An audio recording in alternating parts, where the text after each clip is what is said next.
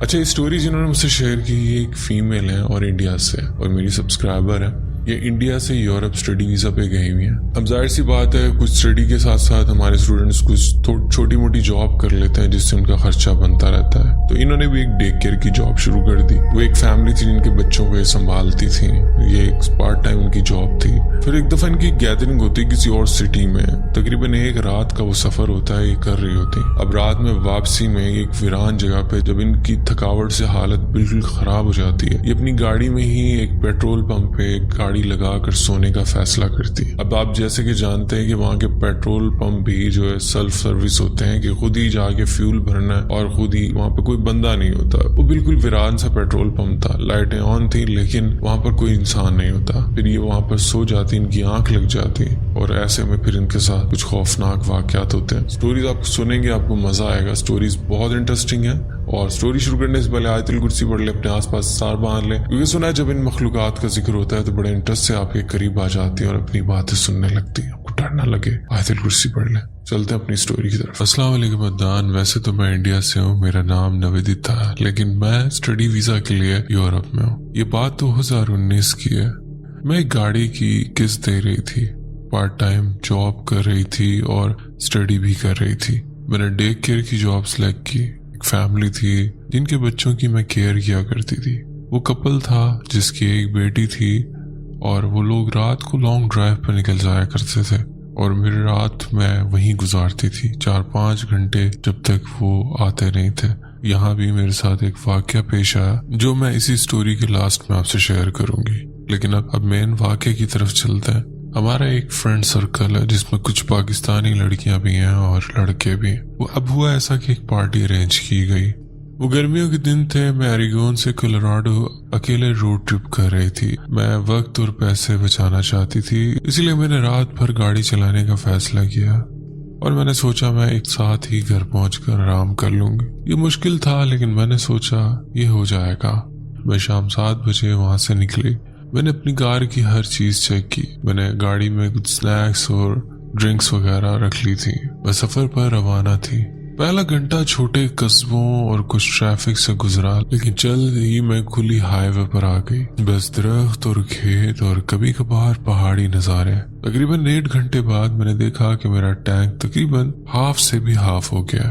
اب مجھے بے چینی ہونے لگی. میں رسک نہیں لینا چاہتی. جہاں پہلا اسٹیشن مجھے ملے گا میں نے سوچا کہ میں وہیں سے ٹینک پورا بھر لوں گی. مجھے نیکسٹ پیٹرول پمپ آنے میں 25 منٹ لگے. ایک چھوٹا سا پیٹرول پمپ تھا، صرف چند پمپ تھے اور سٹور بند تھا، اور جو اس کے ساتھ ٹک شاپ تھی یعنی سٹور بند تھا. جگہ ایسی لگ رہی تھی جیسے کافی عرصے استعمال ہی نہ ہو. ابینڈنڈ جگہ تھی. اب جیسا کہ آپ لوگ جانتے ہیں کہ ان جگہوں پر سیلف سروس ہوتی ہے، فیول خود ہی بھرنا پڑتا ہے. وہاں کوئی انسان نہیں تھا. میں باہر نکلی. میں نے پمپ سے فیول بھرنا شروع کیا. وہ بہت آہستہ چل رہا تھا.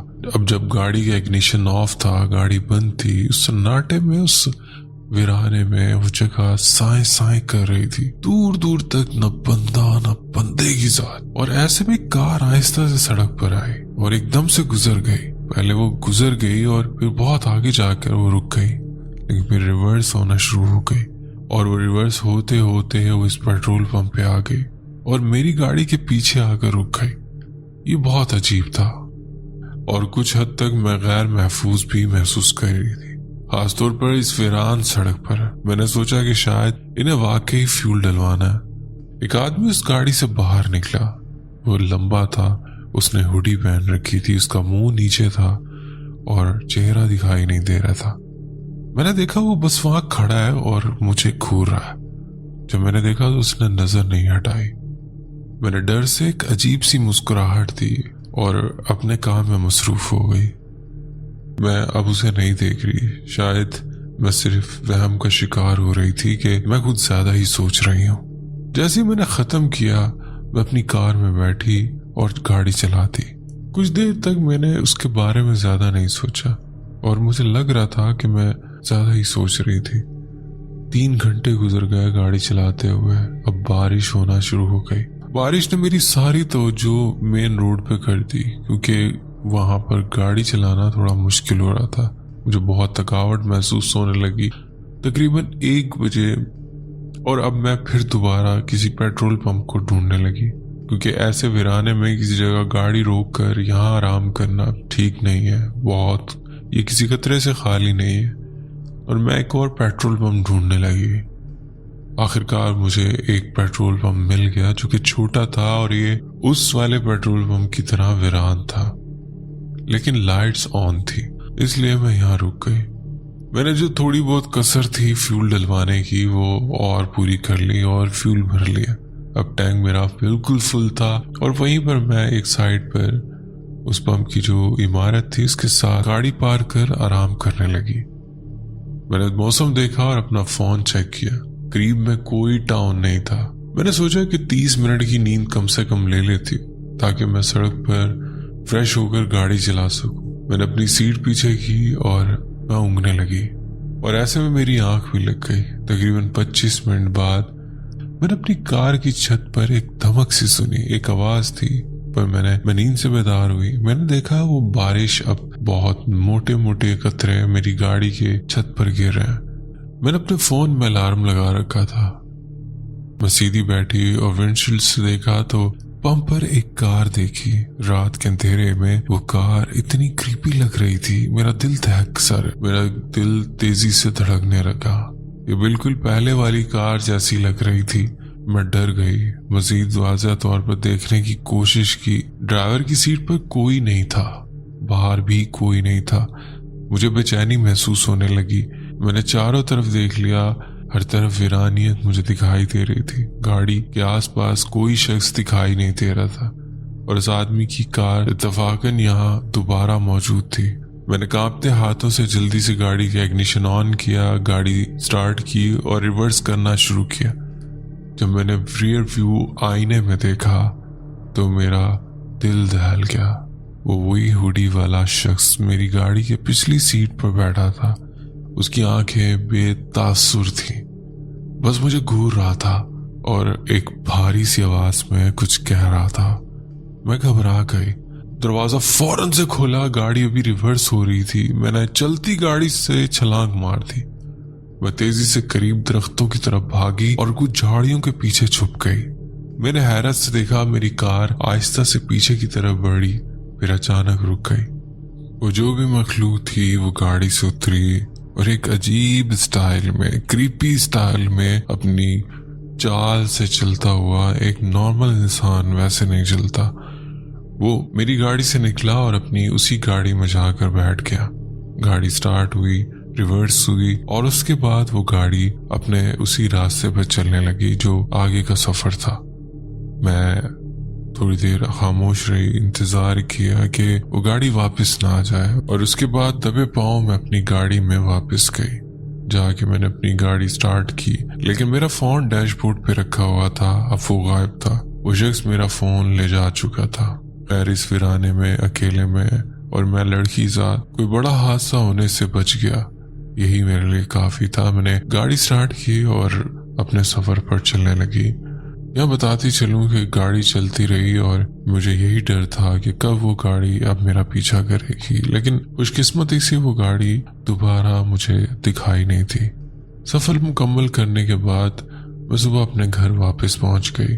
پورا دن آرام کیا اور رات کو میں بچی کی دیکھ بھال کے لیے ان کے گھر چلی گئی۔ وہ ایک کپل تھا، جیسا کہ میں نے شروع میں بتایا، وہ لوگ رات کو لانگ ڈرائیو کیا کرتے تھے اور موویز وغیرہ دیکھا کرتے تھے۔ 4-5 گھنٹے کے لیے میری ڈیوٹی ہوتی تھی جا کے ان کے گھر میں ان کی بچی کو دیکھتے رہنا۔ اس دن اتفاق سے انہوں نے کہا کہ بس تم نے اس پر نظر رکھنی ہے، یہ آلریڈی سو چکی ہے۔ میں تھوڑا سا ریلیکس ہو گئی کیونکہ میں پچھلی ہی رات بہت لمبا سفر کر کے آئی تھی۔ انہوں نے مجھے کہا کہ فریج میں کچھ سنیکس رکھے ہوئے ہیں، اور میں نے ٹی وی آن کیا اور ٹی وی دیکھنے لگی۔ ہلکی آواز میں ٹی وی دیکھ رہی تھی اور وہ پھر سے جا کے اس بچی کو چیک کر لیتی تھی۔ میرے دماغ سے وہ رات والی بات نہیں نکل رہی تھی، جب رات کو میں فیول اسٹیشن پر سو رہی تھی اپنی گاڑی کے اندر، کب وہ میری گاڑی کو انلاک کر کے میری گاڑی کی پچھلی سیٹ پر آ کر بیٹھ گیا تھا، اور وہ کیا چاہتا تھا، یہ سب کچھ میرے دماغ میں چل رہا تھا۔ بس اسی وجہ سے میرے دماغ میں وہی خوف کا عمل چل رہا تھا، اور مجھے یہ ڈر بھی تھا کہ پتہ نہیں وہ میرا پیچھا کرتا کرتا اس گھر تک یا میرے گھر تک نہ آ گیا ہو۔ خیر میں بس یہی سوچ رہی تھی. ویسے تو میں ٹی وی دیکھ رہی تھی لیکن میرا دماغ وہاں پیر نہیں تھا, میرا دماغ کہیں اور ہی چل رہا تھا. اب مجھے ڈر سا لگنے لگا. ہلکی ہلکی بارش ہو رہی تھی. میں نے دروازے اندر سے لاک کر رکھے تھے, کمرے کی لائٹ آف کر لی اور ہلکی سی ٹی وی کی لائٹ کمرے میں پھیل رہی تھی. میرا دماغ ایکسٹرا ایکٹیو چل رہا تھا. میں نے ایسے ہی کھڑے ہو کر ونڈو سے باہر جھانکا. اب کمرے میں اندھیرا تھا تو باہر اندھیرے میں بھی ہلکا پھلکا دکھائی دے رہا تھا.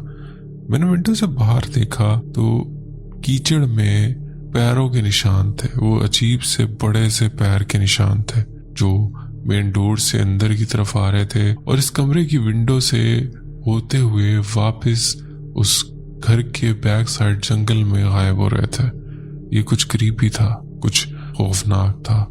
کوئی تھا جو اس گھر میں داخل ہوا تھا اور اس ونڈو سے شاید اندر کی طرف دیکھ رہا تھا. یہ پاؤں کے نشان اس چیز کی علامت ہے, پر کچھ بہت زیادہ خوفناک تھا. میں اسی گھر میں پڑے فون کی طرف لپکی. مجھے ڈر تھا کہ کوئی ہے جو مجھے فالو کر رہا ہے, اور ایسے میں ایک دم سے گھر کے بیک سائڈ سے دھماکے کی آواز آئی, ایسے جیسے کوئی اس گھر کی بیک سائڈ سے گھر کی ونڈو کو توڑ کر گھر کے اندر گھسنا چاہ رہا ہو. میں نے فوراً سے کال ملائی 911 پہ اور انہیں سارا سینیریو بتایا.